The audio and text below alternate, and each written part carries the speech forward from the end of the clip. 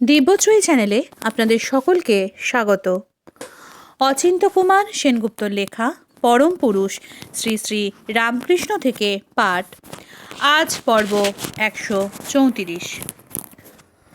ওম স্থাপকায় চ ধর্মস্য সর্বধর্মস্বরূপিণে অবতার বরিষ্ঠায় রামকৃষ্ণায় তে নমঃ।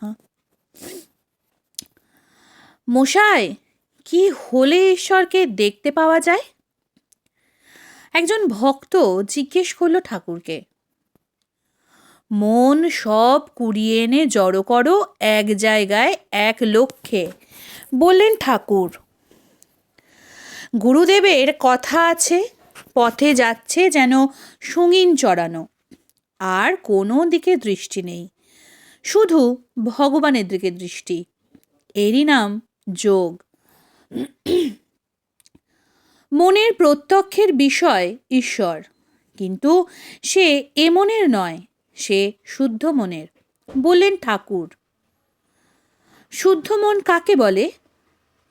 যে মনে বিষয়াসক্তির লেশ মাত্র নেই, নেই কাম কাঞ্চনের কুয়াশা। প্রত্যক্ষ করতে হলে দূরবীন চাই, বললে মাস্টার। ওই দূরবীনের নামই যোগ। কর্মযোগ আর মনোযোগ। যোগ মোটামুটি এই রকম, বললেন ঠাকুর। তুমি চাষ করবার জন্যে নালা কেটে খেতে জল আনছো, কিন্তু আলের গর্ত দিয়ে সব বেরিয়ে যাচ্ছে। নালা কেটে জল আনা তবে বৃথা, সব শ্রম পণ্ডশ্রম। নালা কেটে জল আনাটি কর্মযোগ, আর আলের গর্ত দিয়ে জল যাতে না বেরিয়ে যায় সেই দিকে লক্ষ্য রাখাটি মনোযোগ। চিত্ত শুদ্ধি হলে বিষয়াসক্তি গেলেই ব্যাকুলতা আসবে। তোমার অন্তরের প্রার্থনা পৌঁছবে ঈশ্বরের কাছে। টেলিগ্রাফের তারে অন্য জিনিস মিশেল থাকলে বা ফুটো থাকলে তারের খবর পৌঁছবে না। যোগ কি? চিত্তবৃত্তির নিরোধী যোগ। নদীর একদিকে চর পড়লে অন্যদিকে ভাঙন ধরে।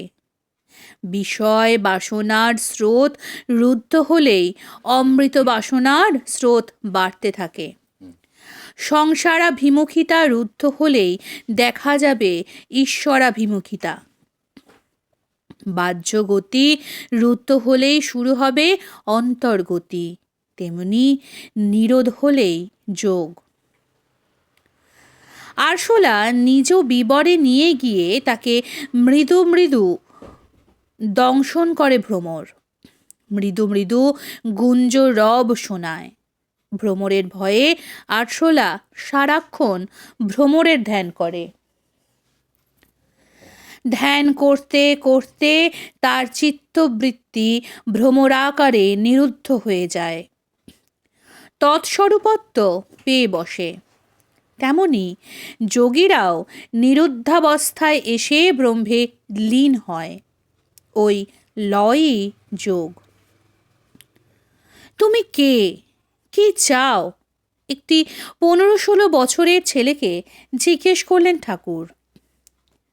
উজ্জ্বল ও আকুলতা ভরা দুটি চোখ তুলে ছেলেটি বললে, আমার যোগ সাধন করবার ইচ্ছে হয়েছে, আপনি আমাকে শেখাবেন? সানন্দ বিস্ময়ে তাকালেন ঠাকুর, বললেন, তুমি এখানকার খবর পেলে কোথায়? তোমার নাম কি? কোত্থেকে আসছো? আগে আমার নাম কালীপ্রসাদ। ওরিয়েন্টাল সেমিনারির মাস্টার রসিকলাল চন্দ্রের আমি দ্বিতীয় ছেলে। আহিরিটোলার নিমু গোস্বামীর লেনে আমাদের বাড়ি। স্কুলের 10ম শ্রেণীর ছাত্র। অ্যালবার্ট হলে হিন্দু ধর্মের সভা হচ্ছে। সভাপতি বঙ্কিমচন্দ্র চট্টোপাধ্যায়। বক্তৃতা দিচ্ছেন শশধর তর্ক চূড়ামণি। বক্তৃতার বিষয় হিন্দু ধর্মের বৈজ্ঞানিক ব্যাখ্যা। কদিন ধরে হচ্ছে, রোজই শুনছি। সাংখ্য দর্শনের পর শুরু হলো পতঞ্জলির যোগসূত্র। শুনছি আর মন মেতে উঠছে। স্বাদ হয়েছে, যোগাভ্যাস করব। জলখাবারের পয়সা জমিয়ে একখানা যোগসূত্র কিনলাম। কি বা সংস্কৃত জানি, কতটুকুই বা বুঝি ওর অর্থমর্ম। তাই একদিন সাহস করে গেলাম চূড়ামণি মশায়ের বাড়ি। আমাকে পাতঞ্জল দর্শন পড়াবেন। চূড়ামণি মশাই তো অবাক, বললেন, বাবা, আমার সময় কোথায়? তুমি কালীবড় বেদান্ত বাগীশের কাছে যাও, বলো আমি পাঠিয়ে দিয়েছি। গেলাম বেদান্ত বাগীশের বাড়ি। বেদান্ত বাগীশ বললেন, স্নানের আগে চাকর যখন আমার গায়ে তেল মাখাবে, তখন যদি উপস্থিত থাকতে পারো, একটু আধটু শেখাতে পারি মুখে মুখে। তাই সই। সকালে রোজ তার তেল মাখার সময় গিয়ে হাজির হই। মুখে মুখে মোটামুটি জেনে নিই। যোগসূত্রের পর শিব সংহিতা। যত পড়ি ততই মন ব্যাকুল হয়, কিন্তু সব শাস্ত্রেই ওই এক কথা, যোগ সিদ্ধ গুরু না পেলে একা একা সাধন করতে গেলেই সর্বনাশ। তখন মন বড় দমে যায়, পড়াশোনা বিষাদ লাগে। কোথায় পাবো এই যোগ গুরু? বাগবাজারের যজ্ঞেশ্বর আমার বন্ধু। তাকে বললাম আমার মনের যন্ত্রণা। সে বললে, দক্ষিণেশ্বরে যাও, সেইখানেই মিলবে মহাযোগী। তন্ময়ের মতো শুনছেন ঠাকুর। দক্ষিণেশ্বর কোথায় তাই কি আমি জানি? বাড়ির সবাইকে জিজ্ঞেস করলুম, কেউ হদিস দিতে পারলেন না। যজ্ঞেশ্বরের ঠিকানাও জানা নেই যে সেখানে গিয়ে খোঁজ করব। যা থাকে অদৃষ্টে বেরিয়ে পড়লুম, যেমন গিরিগৃহ থেকে নির্ঝরিণী বেরোয়। উত্তরে কোথাও হবে আচমকা একটা আন্দাজ করে চিতপুরের খাল পেরুলুম। কিসের টানে এগিয়েই চলেছি, সকাল প্রায় দুপুর গড়িয়ে পড়ল। পথচারী একজনকে হঠাৎ জিজ্ঞেস করলুম, দক্ষিণেশ্বর কোথায় বলতে পারো? সে কি কথা, রাজ্যের পথ এগিয়ে এসেছেন, ফিরে যান। আবার ফিরে চললুম। ঘুরতে ঘুরতে পেলুম ঠিক দক্ষিণেশ্বর, কিন্তু খবর নিয়ে জানলুম আপনি কলকাতায় গিয়েছেন, এবেলা আর ফিরবেন না। তখন কি আর করি, আপনারই ঘরের উত্তরের বারান্দায় বসে পড়লুম হতাশ হয়ে। হাঁটতে হাঁটতে পায়ের দড়ি ছিঁড়ে গেছে, পকেটে একটি আদলাও নেই।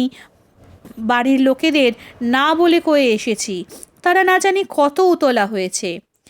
এই ভেবে দেহ মন নেতিয়ে পড়ল। এমন সময় দেখি কে একটি ছেলে ছাতা হাতে আসছে এদিকে। আপনজনের মতো একেবারে আমার পাশে এসে বসল। নাম শুনলুম শশীভূষণ। এসো দুজন মিলে গঙ্গা স্নান করি। কালীবাড়ির কর্মচারীদের সঙ্গে আমার পরিচয় আছে, তাদের বলে কিছু প্রসাদ সংগ্রহ করি দুজনে।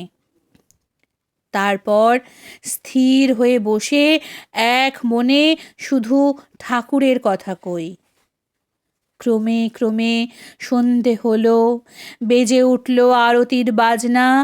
আরতির পর রামলাল দাদা শীতল ভোগের প্রসাদ এনে দিলেন। প্রসাদ পেয়ে দুই বন্ধু শুয়ে পড়লুম বারান্দায়। রাত প্রায় 9টা। ঘোড়ায় গাড়ির চাকার আওয়াজ হলো। ওই আসছেন ঠাকুর। কালী কালী কালী গাঢ় গম্ভীর স্বরে উচ্চারণ করতে করতে ঠাকুর ঢুকলেন তার ঘরটিতে উত্তরের বারান্দা পেরিয়ে। পিছনে গামছা আর বটুয়া হাতে লাটু। শশী গিয়ে বললে কালী প্রসাদের কথা, ডাকো ডাকো, তাকে দেখিনি কখনো। রামলালকে দিয়ে ডাকিয়ে আনলেন। গড় হয়ে প্রণাম করে দাঁড়াতেই জিজ্ঞেস করলেন, তুমি কে? নবাগত তরুণ সুদীপ্ত চোখে বললে, আগে আমি কালীপ্রসাদ। উত্তরকালে স্বামী অভেদানন্দ। কি চাই তোমার? নির্ভীক অথচ আকুল কণ্ঠে বললে কালীপ্রসাদ, আপনার কাছে যোগ শিখতে চাই। আশ্চর্য! এক বাক্যে রাজি হয়ে গেলেন ঠাকুর। সকলেই তো ভোগ চায়, যোগ চায় কজন? কে চায় প্রশান্ত বাহিতার স্থিতি, কে চায় সুধাপন্ন? বললেন, তোমারই কচি বয়স, তোমার যোগ শিক্ষার ইচ্ছে হয়েছে, এ তো খুব ভালো লক্ষণ। তুমি পূর্বজন্মে প্রকাণ্ড যোগী ছিলে, একটুখানি এখনো বাকি আছে, এই তোমার শেষ জন্ম। দেব আমি তোমাকে যোগ শিক্ষা। আজ রাত যাক, কাল ভোরবেলা এসো। রাত কি আর কাটে? বারে বারে উঠে বসে কালীপ্রসাদ। কতক্ষণে না জানি নবপ্রভাতের অরুণ রঞ্জন দেখা যাবে। ঠিক সময়ে রামলালকে দিয়ে ডেকে পাঠালেন ঠাকুর। নিয়ে গেলেন উত্তরের বারান্দায়। একদিন তক্তপোষ পাতা ছিল। বললেন, বসো, যোগাসন করে বসো। বসল কালীপ্রসাদ। জিভ দেখি। কালীপ্রসাদ জিভ বাইর করল। ডান হাতের মধ্যমা দিয়ে ঠাকুর তার জিভে মূল মন্ত্র লিখে দিলেন। নিচে থেকে ওপরে হাত বুলিয়ে দিলেন বুকে, ঊর্ধ্ব দিকে তুলে দিলেন শক্তি। বললেন, তুমি যার প্রসাদ সেই মা কালীর ধ্যান করো। মুহূর্তে কাষ্ঠবৎ সমাধিত হয়ে গেল কালীপ্রসাদ। নিষ্ফল, নির্মল, নিরাময়, শান্ত ও সর্বাতীত। বর্ণমালা অভ্যাস করেই সমস্ত শাস্ত্র আয়ত্তে আনা যায়, তেমনি যোগাভ্যাস করেই পাওয়া যায় তত্ত্বজ্ঞান। বিচ্ছিন্ন বর্ণ কোনো পদবিন্যাস করতে পারে না, কিন্তু একত্র গ্রথিত করলেই কেমন বাক্য পদছন্দের আকৃতি ধরে। তেমনি সমস্ত শক্তিকে এক সূত্রে গেঁথে নিয়ে একটি কেন্দ্রে সংলগ্ন করা, একটি অর্থে আরূঢ় করার নামই যোগ। নীরদ নীল সমুদ্র সামনে পড়ে আছে। তার জল খেয়ে কি পিপাসা মিটবে? মিটবে না। বরং সেই লোনা জল যত খাবে ততই আরো বাড়বে পিপাসা। তবে উপায়? উপায় সূর্য। সূর্য সেই লোনা জল টেনে নেবে সতেজে, তারপর ধরাধর রূপ ধরে ধারা বর্ষণ করবে। সেই মেঘপতিত বৃষ্টির জলেই তোমার তৃষ্ণার তৃপ্তি, তোমার দাহের নিবারণ। সেই সমুদ্র হচ্ছে শাস্ত্র। তুমি নিজে থেকে এর জল পান করো, তৃষ্ণা নিবৃত্তি হবে না। সহস্র বর্ষ পরমায়ু পেলেও পার হতে পারবে না এই মহাসাগর। সুতরাং গুরুরূপী সূর্যকে ডাকো, সূর্যের শরণ নাও। লবণাক্ত জল টেনে নিয়ে সূর্য তোমাকে পরিচ্ছন্ন জল দেবে। তোমার তৃষ্ণা বারক মন্ত্র, তোমার সিন্ধু পারক সাধন প্রণালী। সুতরাং গুরুর পাদপদ্মরূপ দীর্ঘ নৌকায় তোমার আশ্রয়। ওপর থেকে নিচে কালীপ্রসাদের বুকে আবার হাত বুলিয়ে দিলেন ঠাকুর। কেটে গেল সমাধি, ফিরে এলো বাহ্য জ্ঞান। জলে জল, অর্ধ ঊর্ধ্ব পরিপূর্ণ। বললেন ঠাকুর, জীব যেন মিন, জলে আনন্দে সে সাঁতার দিচ্ছে, ঠিক ধ্যান হলে দেখবে এই সত্যকে। আবার বললেন, অনন্ত আকাশ, তাতে পাখি উড়ছে পাখা মেলে। চৈতন্য আকাশ, আত্মা পাখি খাঁচায় নেই, চিদাকাশে উঠছে, আনন্দ আর ধরে না। যখন নিজ দেহের অন্তঃপুরে একাকী বসে তোমাকে ডাকি, তুমি আমার সামনে এসে দাঁড়াও। আমার সামনে এসে দাঁড়ালে তোমাকে আর ডাকতে হয় না, তোমার সেই ডাক নাম, নাম জপও আমি ভুলে যাই। তুমি বা তখন কোথায়? শুধু দেখি তোমার রূপ, রূপের তরঙ্গ, মাধুর্য সমুদ্রের প্রশান্তি। ডুবে যায়, লীন হয়ে যায়। আমার আমি তোমার আমিতে বিভোর হয়ে যায়। শিব মূর্তির মূল ধ্যান আর থাকে না। কল্যাণস্পদ শিবতত্ত্বে নিমগ্ন হই। মহিনবাবু, কি টাকা টাকা করছো? ঠাকুর বললেন ডাক্তার সরকারকে।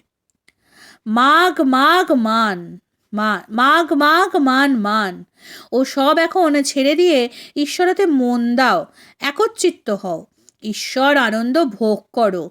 বলতে বলতেই ভাবাবিষ্ট হলেন ঠাকুর। ডাক্তার বললে, কথা আর ভাব এখন ভালো নয়। কে শোনে সে কথা? ঠাকুর তাকালেন ডাক্তারের দিকে, বললেন, জানো, কাল ভাবাবস্থায় তোমাকে দেখলাম। জ্ঞানের আকর, কিন্তু মগজ একেবারে শুকনো, আনন্দরসের ছিটেও লাগেনি। কিন্তু যদি একবার পাও সেই রসের সন্ধান, অর্ধ ঊর্ধ্ব পরিপূর্ণ হয়ে যাবে। হ্যাঁক ম্যাক লাঠি মারা কথাগুলো আর বেরুবে না মুখ দিয়ে। ডাক্তার হাসতে লাগলো মৃদু মৃদু, বললে, একেবারে শুকনো? তুমি এসব বিশ্বাস করো না। ঠাকুর বললেন, ডাক্তার ভাদুরী বলেছিল মন্বন্তরের পর তোমার একেবারে ইটপাটকেল খেতে শুরু করতে হবে। হেসে উঠল ডাক্তার, বললে, তাতে ক্ষতি কি? যদি ইটপাটকেল থেকে শুরু করে অনেক জন্মের পর মানুষ হই আর এখানে আসি, তাহলে সেই ইটপাটকেল থেকে শুরু। হেসে উঠল সকলে। ওম নিরঞ্জনং নিত্যমনন্তরূপং ভক্তানুকম্পাদ্রিতবিগ্রহং বৈ ঈশাবতারং পরমেশমিড্ডং তং রামকৃষ্ণং শিরসা নমামি। আজকের পর্ব এখানেই শেষ হলো। পরবর্তী পর্ব আসবে আগামীকাল। নমস্কার, সঙ্গে থাকুন, সুস্থ থাকুন, ভালো থাকুন। জয় ঠাকুর।